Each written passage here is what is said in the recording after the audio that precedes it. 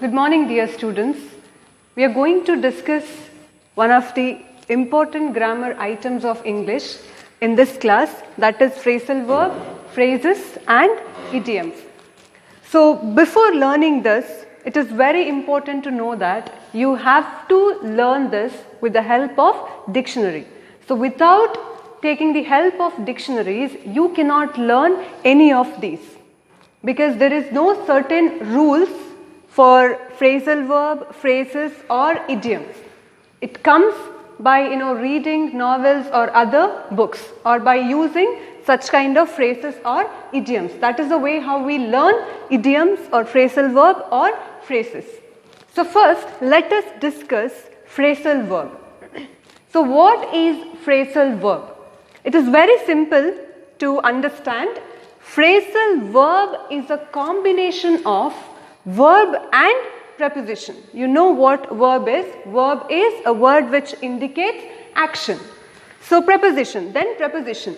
So this is the combination of verb and preposition, and it has a specific meaning in different contexts.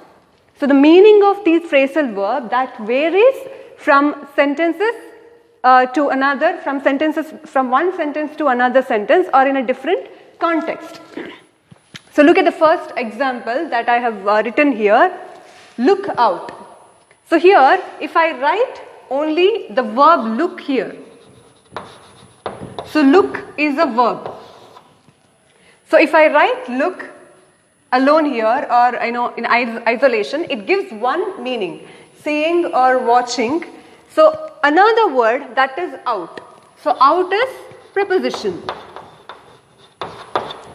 So if I write, or if you look at these two words individually, it gives you one meaning. But if I bring these two words together, that is look and out. If I combine these two words, verb and preposition, then it gives you one meaning. Together it gives you one meaning. So what is that? Watchful or be careful. The meaning of look out. So now this is a phrasal verb.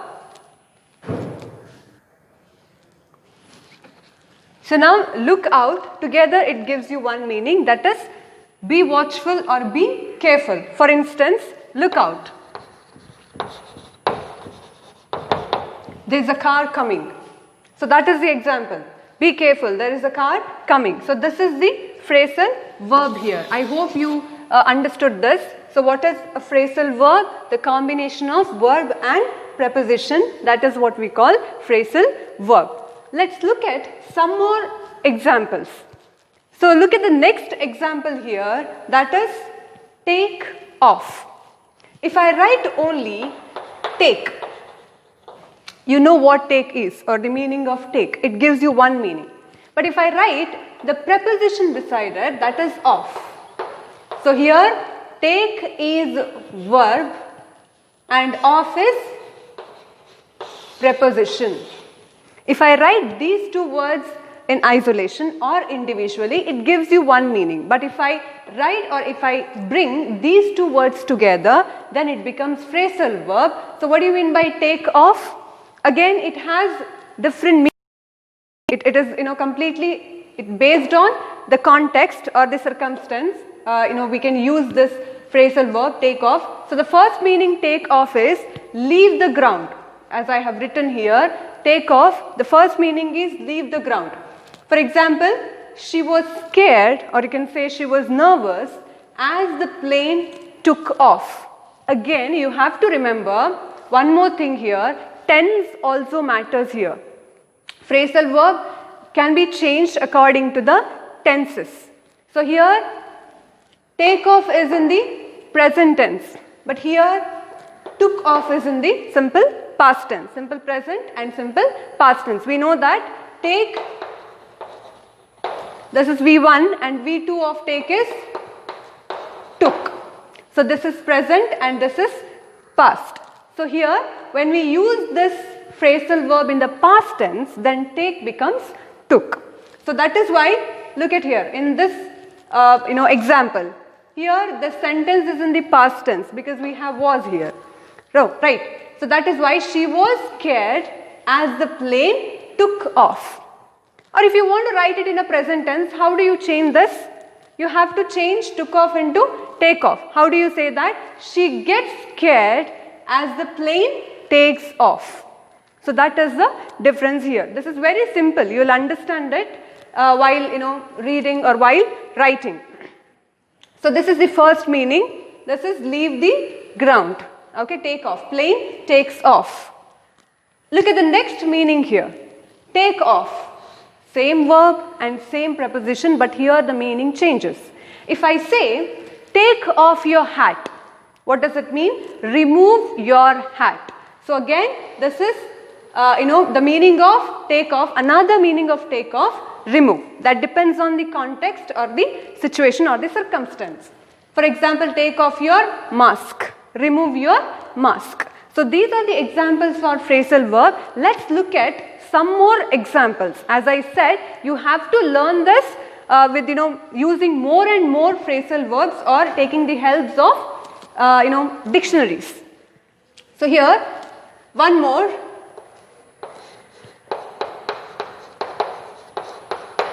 Give up. So if I write only give, it gives you one meaning, and up, you'll get one more meaning, right? If I bring these two, verb and preposition together, then it gives you one meaning. Give up. What do you mean by that? Quit. Give up is quit or abandon. Meaning of this phrasal verb, give up, that is quit or abandon. For example,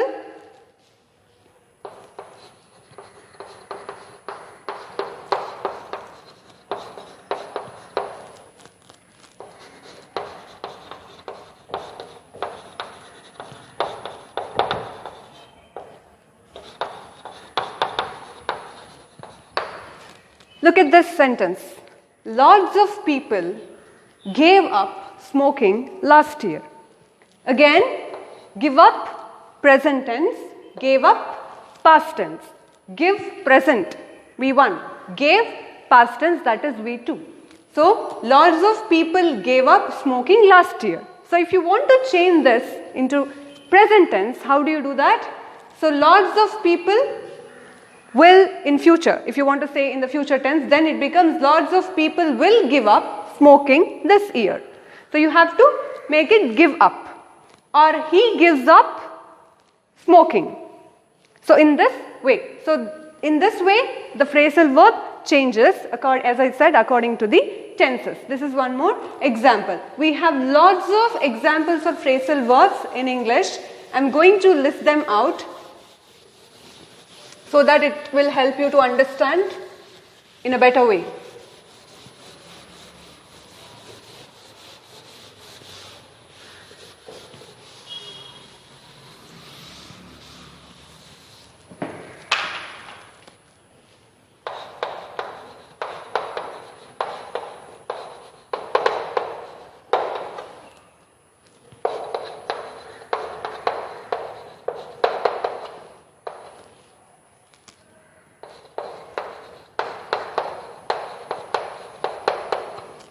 Look at these words. Put up with, then put out, put off. All these are phrasal verbs. Right. Again, put is verb, up and with is preposition. Again, phrasal verb can also include one verb and one or more preposition. So here we have one verb and two preposition, that is put up with. What do you mean by put up with? Put up with is to tolerate or endure.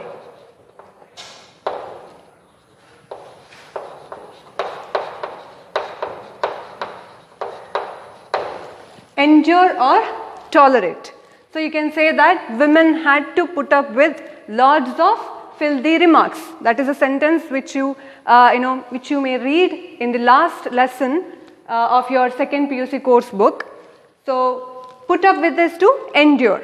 I can't put up with this anymore. I can't put up with this nonsense anymore. That means I can't tolerate this anymore. So put up with is endure. And the next one, put out. What do you mean by put out? That is, the meaning of put out, this phrasal verb is stop something from burning. Or in other words, you can say that extinguish. extinguish. Stop something from burning, especially this is used for fire. Okay. The next one is put off. What do you mean by put off? Put off is postpone or delay. The meaning of put out is extinguish and put off is postpone or delay. For example, here, how do you make sentence using put out? He put out the fire.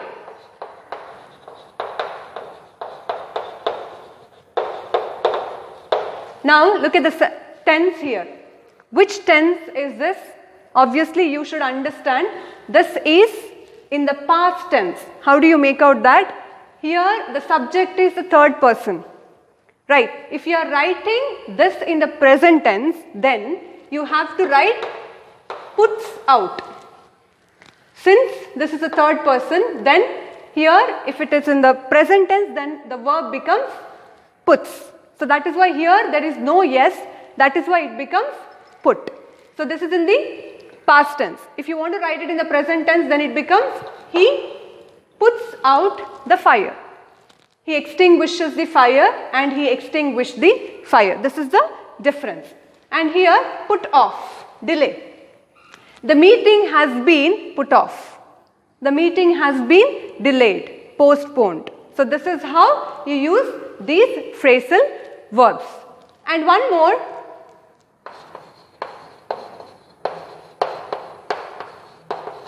Look up to. So here look is a verb and up and to is a preposition. So here look up to. What do you mean by that? Admire or you show respect towards someone. Admire or show respect. So the meaning of look up to is admire or show respect. For example, I admire my parents. How do you say that? By using this phrasal verb. I look up to my parents. I look up to my friends. I look up to my teachers. That is how you use these phrasal verbs. Let's write some more examples.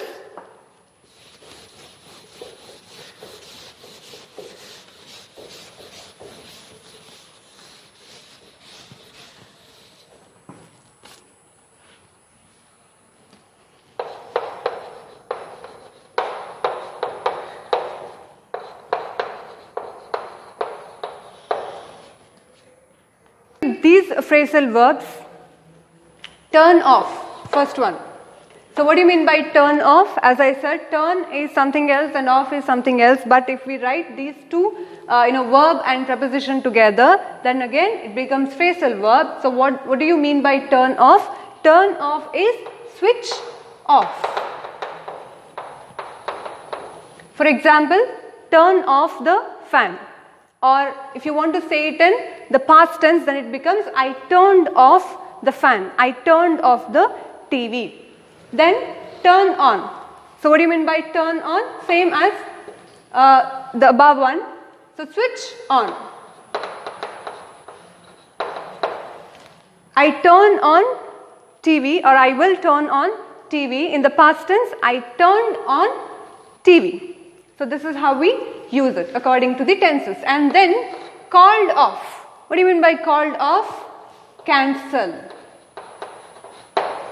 Cancel. For example, the meeting has been called off, or they called off the meeting, or they will call off the meeting. So this is the meaning of call off or called off, that is to cancel. So what do you mean by breakdown? If you want to use this for some machines or vehicles, then it gives you meaning that some machines or vehicles that stops functioning or working. My car has broken down. If I am using that in the present perfect tense, then it becomes has broken down. Break, the three forms of break. Break is V1 and then V2 is broke. Then V3 is broken. So now I am using here the third form of the verb, that is in the present perfect tense. So that becomes my car has broken down. or my car broke down. That means it stopped functioning or working. So the next one, went off. So what do you mean by went off? Explode. Went off, and in the present tense we can use go off. But the meaning of these two phrasal verb is explode. So the bomb may go off at any time. The bomb may explode at any time. The bomb went off in the market yesterday. The bomb exploded in the market yesterday. So this is how we use this phrasal verb, that is went off and go off. This is explode. And then give off. What do you mean by give off? Give off is emit or produce. For example, some flowers gives off beautiful or good fragrance. Some flowers give off a good fragrance. This is the example for give off. And then get through. What do you mean by get through? Pass. She got through the exam with flying colors. Again, what do you mean by flying colors? That is the example for idiom, flying colors, with good marks. She got through the exam. She passed the exam. And then come down. What do you mean by come down? Come down is to decrease. Come down is decrease. For example, the price of the gold has come down. Just an example, don't take it seriously. So the price of the gold has come down. So that means decreased. And then look into. What do you mean by look into? Examine. Examine. The police will look into the matter soon. That means they will examine the case soon, or they investigate the matter soon. So these are the examples for phrasal verb. So now I am going to give a lengthiest paragraph which will explain you, or which will give you the meaning of some more phrasal verbs. I will write them on the board. So now this is a phrasal story. Just read this story and you will get lots of phrasal verbs here. So when I set off for work this morning. So here look at all the underlined words here. These are all phrasal verbs. So here what do you mean by set off? Set off to leave or to start a journey, something like that. So here when I set off for work, that means when I left for work. So in the past tense, leave becomes left. So here when I set off for work this morning, my car broke down. So here again, broke down. This is a phrasal verb. What do you mean by that? We had already discussed that. So broke down, stop functioning. So my car broke down. So I ended up. So here ended up. What do you mean by ended up? That means he decided or he concluded that he would take the bus. So I ended up taking the bus. As soon as I got off. Again, got off. What do you mean by got off? Got down the bus or train. So I got off.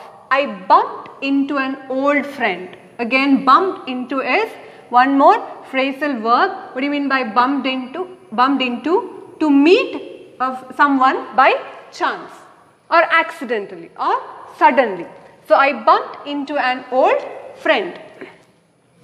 While we were talking, he brought up.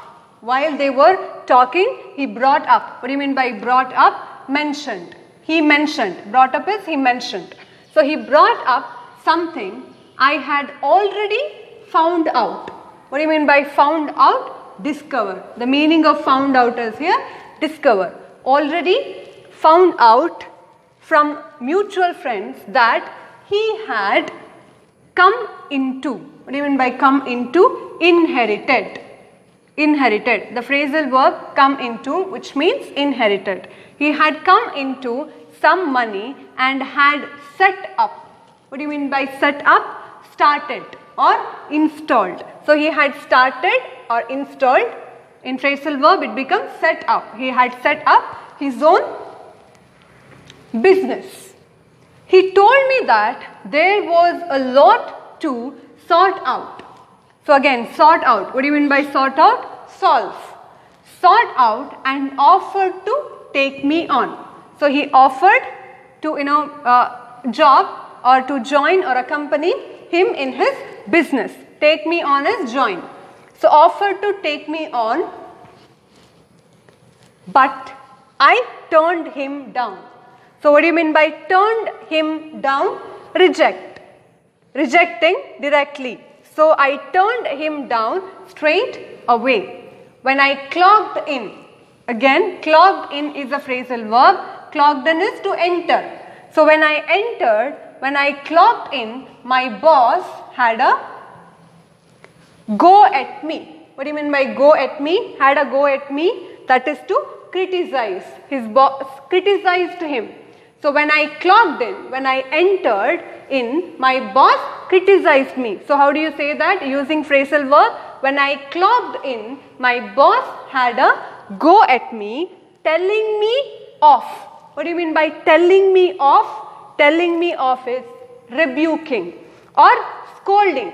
So how do you say that again? What is the meaning here? When I entered in, my boss rebuked me or criticized me in front of everyone. So here clocked in, had a go at me, telling me off. All these are phrasal verbs. Look at all these underlined verbs. These are all phrasal verbs.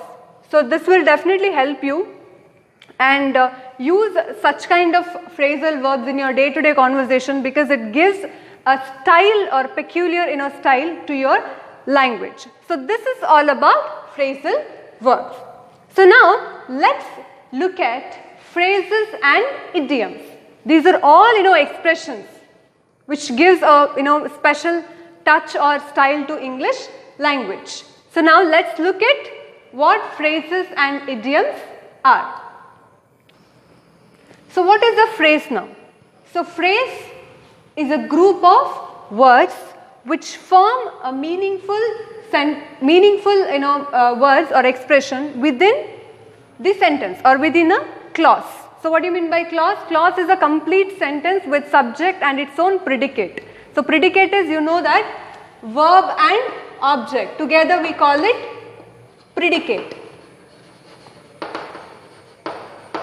So within a clause, within a complete sentence, phrase is a group of words.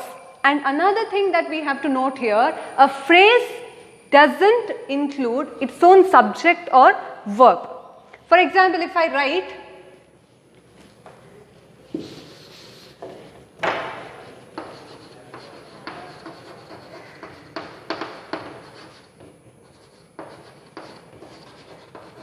a beautiful car.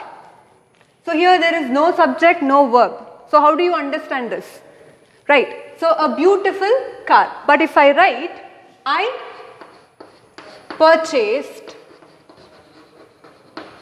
I hope you are able to see this, I purchased a beautiful car. So now it has a meaning. So here in this clause, a beautiful car is a phrase. So this is very simple to understand. So in the same way, we have, I have written some phrases here.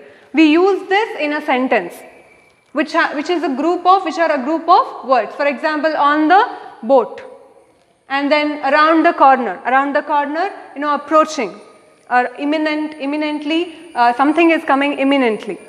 Okay, so the exams are around the corner, and then the brown hat. He has a brown hat. Again, a girl with the red hair. Again, with the red hair. Okay, with the red hair. A girl with the red hair. And he ran quickly. And then delicious food. Right. And then running water. So all these are phrases. So if you read only this much, you don't understand this. But when we add or write these sentences within a clause, then it has a meaning. So I hope you understand, I hope you understood this. So phrase is a group of words which form a meaning, its own meaning within a clause. Right. So now what is idioms? Again, idioms are peculiar expression to a language. So idioms are defined as a peculiar expression to a language. That means you don't understand it just by reading idiom, because it always has a hidden meaning in it. So you cannot take its literal meaning. You don't understand it the moment you read it. It sounds some of peculiar, but that gives a stylish touch to English language. And the meaning of these idioms, that is not predictable. So you cannot predict it so easily. So that is the idioms. So now let's look at some idioms which are very famous or well-known idioms that we use often in our conversations and in English. So now let's look at some idioms, well-known idioms. Look at the first one here, blow your own trumpet. So what do you mean by that, blowing your own trumpet? That means if someone boasts about themselves in front of others. In Kannada we say that kochikollodu. So that would be the exact word for this idiom. So here we can say that stop blowing your own trumpet. Don't boast yourself such in that way. So blow your own trumpet, that means praising oneself in front of others, or in a sentence we can use it as stop blowing your own trumpet, or she keeps on blowing her trumpet everywhere. Okay, and then look at the second idiom, piece of cake. What do you mean by piece of cake? Very easy. How do you feel when you eat cake?